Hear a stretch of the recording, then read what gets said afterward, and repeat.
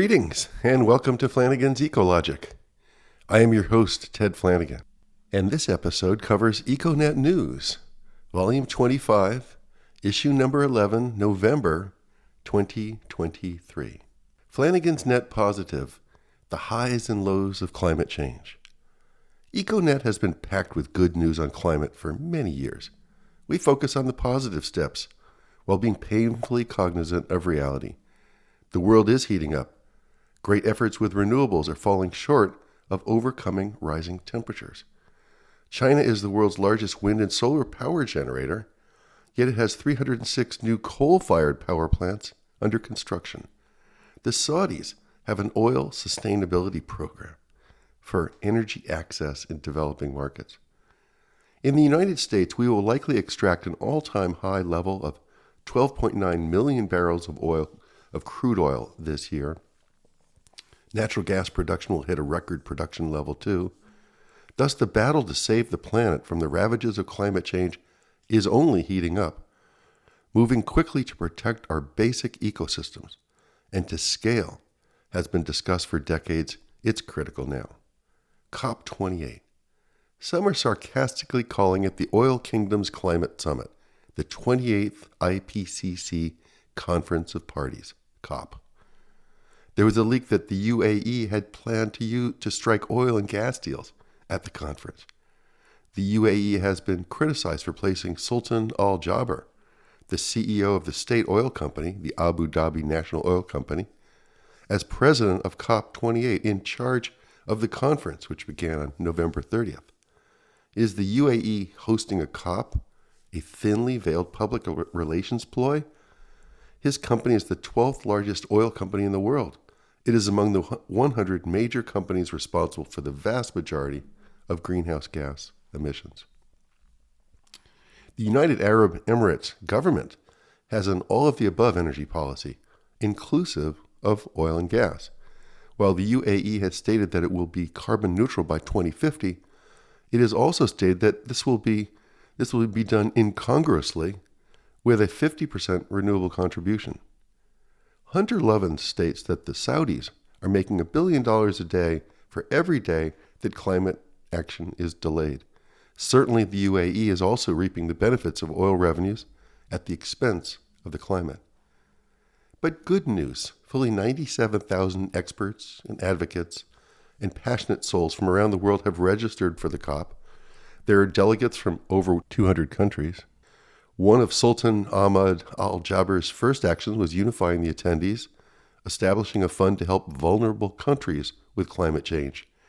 The UAE seeded the so-called Loss and Damage Fund with $100 million that grew that day to $260 million. The UAE also has just commissioned the world's largest single-site solar plant.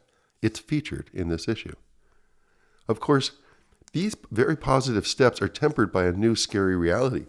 For a day, November 17th, the average worldwide temperature was the hottest day on record. On that day, the global average surface temperature was more than 2 degrees higher than pre-industrial levels for the first time since records began. Fortunately, it was a moment in time versus long-term average temperatures. Fortunately, we are not slated to reach that long-term average temperature level until the 2040s or the 2050s. In the U.S., we are making progress, but not fast enough. Pre-COVID efforts have resulted in a steady decline in greenhouse gas emissions. From 2012 through 2021, U.S. emissions dropped by an average of 1% per year. According to the U.S. Energy Information Administration, the United States is expected to cut emissions by 3% in 2023, reversing 2 years of flat or increasing emissions. This is positive, especially in light of the economy's 2.5% growth rate, but the cut is half of the 6% annual reduction needed to be on track to slash emissions by 50 to 52% from 2005 baseline levels by 2030, in line with the Paris Climate Accord. The reductions are good, but not at the scale required. Inflation Reduction Act provisions will help, but don't expect the legislation to move mountains in its first year, warned a Rhodian Group consultant that tracks emissions.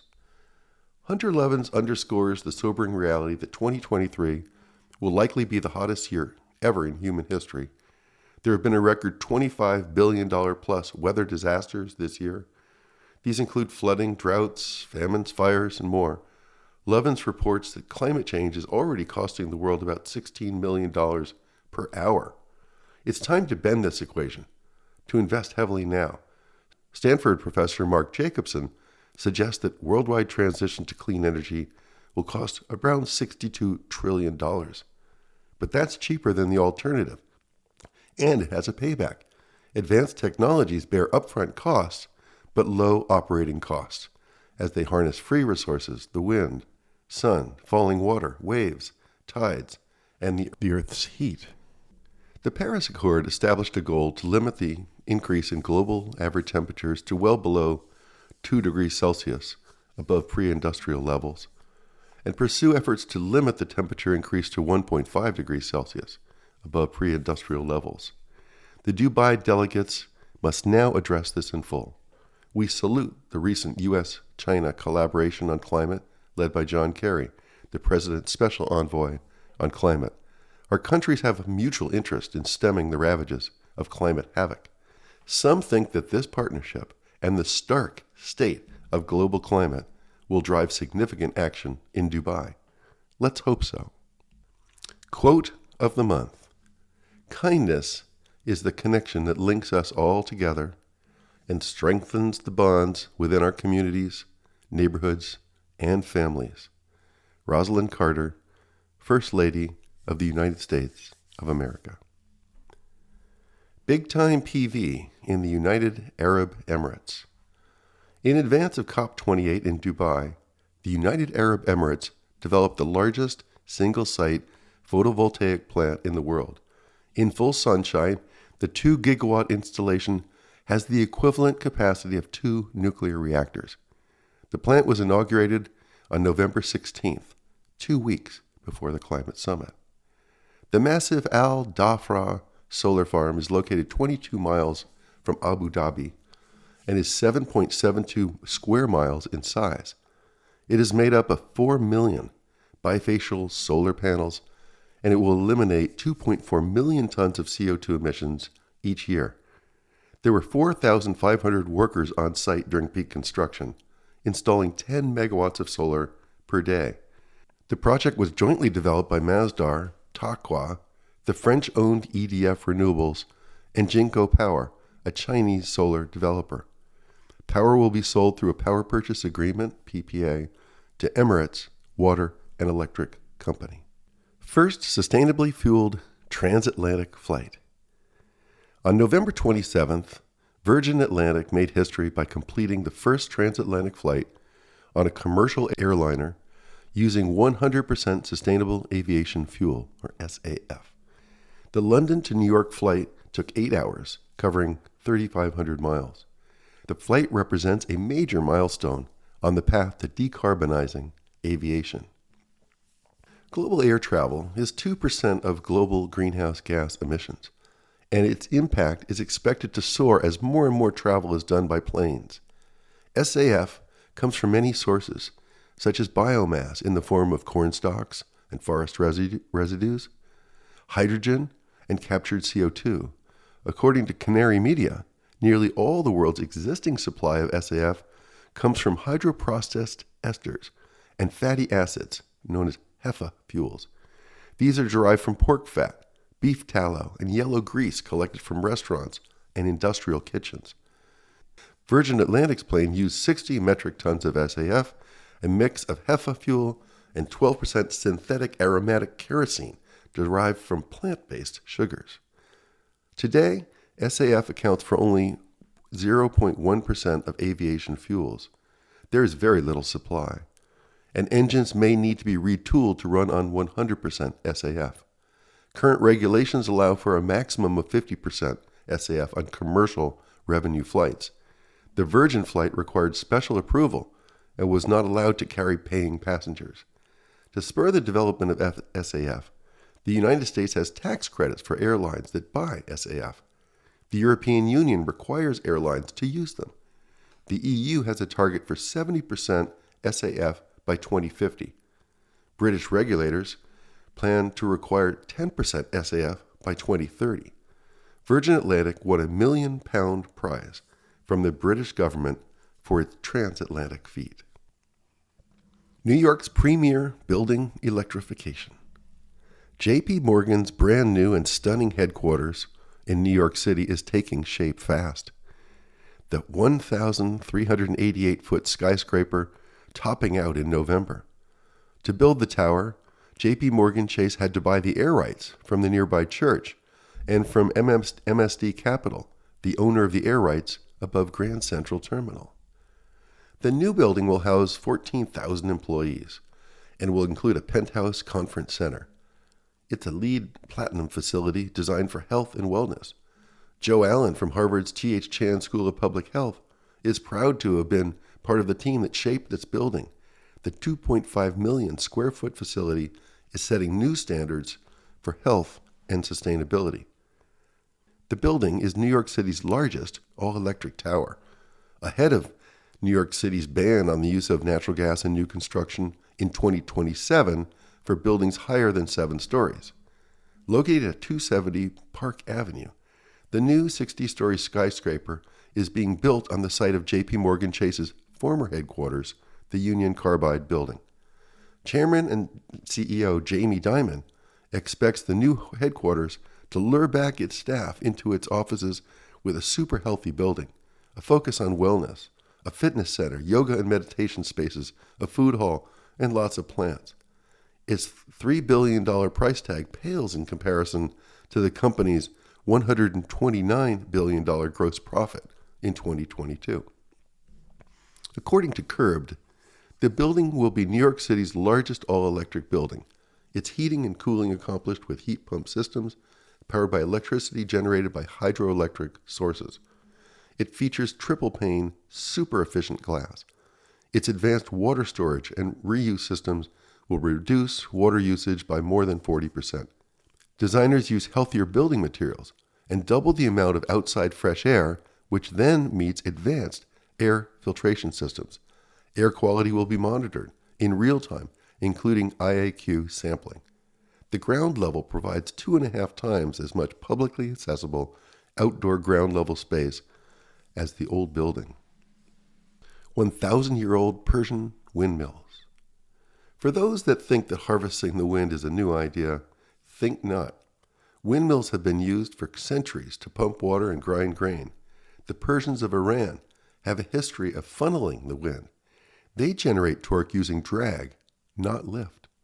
One town in Iran, Nash-Tifan, has been using wind structures that are 1,000 years old. In Nash-Tifan, the earthen windmills are embedded in a massive 65-foot tall wall that shelters the town. The wall funnels wind through vertical axis mills. Conventional Dutch and U.S. horizontal axis machines need gears to transfer the horizontally generated power to the vertical axis mills. Najd is in the arid and windswept plains of northeastern Iran, 20 miles from the Afghanistan border. The wall protects residents from gale force winds. Made of clay, straw, and wood, many of the 24 mills there are still in operation. Renaming natural gas. Natural gas sounds pretty benign. The term reminds some of us of a national park. Some say that the first step to phase out natural gas is to change its name. Research has shown that terminology affects perceptions. Examples, both in Canada and around the world, suggest that the term fossil gas is catching on. Natural gas has been called fossil gas, methane gas, or simply gas. It is made up of 70 to 90% methane, one of the most dangerous and potent greenhouse gases. Yet the American public looks favorably on natural gas. The term does not portray the origins of the methane gas, nor its impact. Leading the charge to change its name in official documents is a former chemical engineer in the coal industry. British Columbia resident Eddie Dearden has been writing letters and showing up at council meetings urging municipalities to change the term natural gas to fossil gas in official documents. While he's gotten some pushback, Some municipalities are accepting the new term, like Metro Vancouver. In New York, the term is catching on for climate action planning, guiding climate-friendly decisions. Now Dearden has taken his campaign to another level. In a recent letter to BC's Environment and Climate Change Minister, he included a draft of a potential bill called the Fossil Gas Clarification Act of 2023. EV equity. A few weeks ago, I had the honor of facilitating a strategic planning session at the board meeting of Plug-in America, or PIA. PIA is the trade association of EV drivers founded in 2001. Its mission is to accelerate EV adoption. Has it been fulfilled? Is it in need of an update? While there is still plenty of headroom in the adoption of EVs, a new and critical focus is on EV equity. How can all drivers, regardless of how much money they have and where they live, experience the benefits of EVs? There was much discussion of finding ways to promote EV equity through policies and incentives, and a big focus on filling in the EV charging deserts, those areas without adequate charging. The city of Los Angeles has been a leader in analyzing its path to carbon neutrality. It hired the National Renewable Energy Laboratory, NREL, and the University of California at Los Angeles to study its path forward and to present means to cut its carbon footprint to zero. The study concluded that the city would need to invest $87 billion to achieve its net zero goal. A big part of the equation is cars. Making EVs an option for all is critical to the city's success. Los Angeles has been a leader in equitable EV adoption. It announced in November that it would strategically deploy electrical vehicle chargers in overlooked areas, and that it would offer bigger rebates for the purchase of battery-powered cars in response to a new report that concluded that low-income people were being left behind in the transition to clean energy. City officials said that they would offer qualified residents up to $4,000 to buy used electric vehicles, up from $2,500. The city is also resolute in its commitment to build a network of fast chargers. International shipping. Environmental Defense Fund, EDF, reports that international shipping is responsible for a huge amount of greenhouse gas emissions. If maritime shipping were a country, EDF claims that it would be the sixth largest country in the world in terms of emissions. Big ships run on bunker fuel, considered the dregs of the oil refining process. There are almost 100,000 such ships, moving 11 billion tons of goods across the world's oceans each year. Shipping is inherently efficient, more so than trucking, train, and certainly plane travel. The United Nations International Maritime Organization has been leading the charge to clean up shipping. The IMO is working with EDF, which now has earned consultant status. The IMO forged an agreement in July, which called for peak emissions in shipping as soon as possible, and for the shipping sector to be net zero by 2050. The interim target is a 20% reduction by 2030, and at least a 70% reduction by 2040. 10 major shipping lines, including Maersk, Nippon, Yusen Kaisha, and Hapag-Lloyd, have made commitments to these targets. In addition to contributing to the climate crisis through its gross emissions, shipping is facing the ravages of climate change itself. More intense storms are damaging ships. In some cases, high seas cause rolls that are pitching huge containers overboard. EDF's Director of Global Shipping is based in London and has a vision for shipping, shifting from one of the most polluting sectors to one of the cleanest. How? There are a number of means to reduce emissions. Better coordination of shipping can result in less time idling outside of ports, where ships wait for times to unload and load. When at port, ships can use power from shore, known as cold ironing, versus idling their polluting engines. The EU Fit for 55 climate package will require certain ships to use shore power by 2030, as is the rule in California. Federal legislation has funded solutions, including $20 billion to reduce climate and air pollution from U.S. ports. Major customers of international shipping, including Amazon, Unilever, Target, and IKEA and German retailer Toshiba, have committed to only using cargo ships that have zero emissions by 2040. Newly designed propellers pack a punch. The industry is establishing green shipping corridors, specific trade routes that will make it easy for ships to access lower carbon fuels and onshore power. The industry is testing new types of fuels, including ammonia, hydrogen, and methanol. And even wind is now being used to augment conventional fuels, taking shipping back to its oldest form of propulsion. Electric vehicle national adoption rates. Associated Press reports that electric vehicle sales are anticipated to constitute 9% of U.S. passenger vehicle sales in 2023, up from 7.3% in 2022. It will be the first time that more than 1 million EVs are sold in the United States in a single year. Atlas Public Policy states that there will be 1.3 to 1.4 million EVs sold this year. The report notes, however, that the U.S. is lagging behind other countries. In Norway, EV sales are 90% of the market. In China, the value is 33%, and in Germany, it's 35%. These values are based on the first 6 months of the year and are from Bloomberg NEF. The values reflect both battery electric vehicles and plug-in electric vehicles. How are these countries dusting America in EV sales? How do they do it? They do it with tax credits, subsidies, and affordable EV options. While the United States is not leading the charge, progress is still impressive as the market matures and the forces of competition fire up. EV prices are coming down. Tesla has had multiple price reductions this year, forcing other EV makers to do the same. Falling battery costs have been an enabling factor. Still, there are hurdles in widespread EV adoption. Early buyers have generally been wealthy homeowners who can charge their EVs at home with ease and very affordably. For others, the lack of charging infrastructure is a major barrier, as are concerns about EV reliability.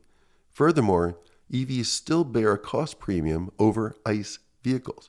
According to Bloomberg NEF, EVs on average cost $3,826 more than the average new ICE car, going for $51,762 versus $47,936 for their fossil-burning ancestors.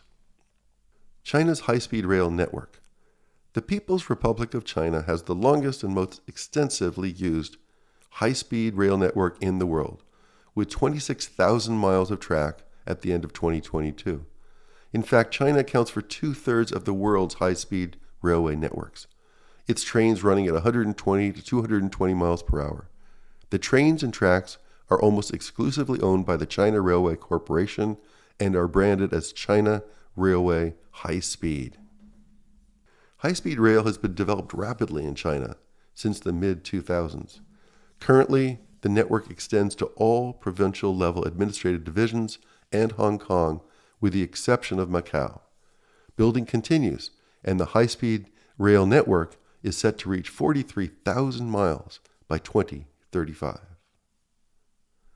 Taking action, the power of the increment. Americans buy 30 million Christmas trees every holiday season. Imagine if we all bought live potted trees and then planted them next spring. That's it. Thanks for listening to Flanigan's Ecologic. We'll see you next time.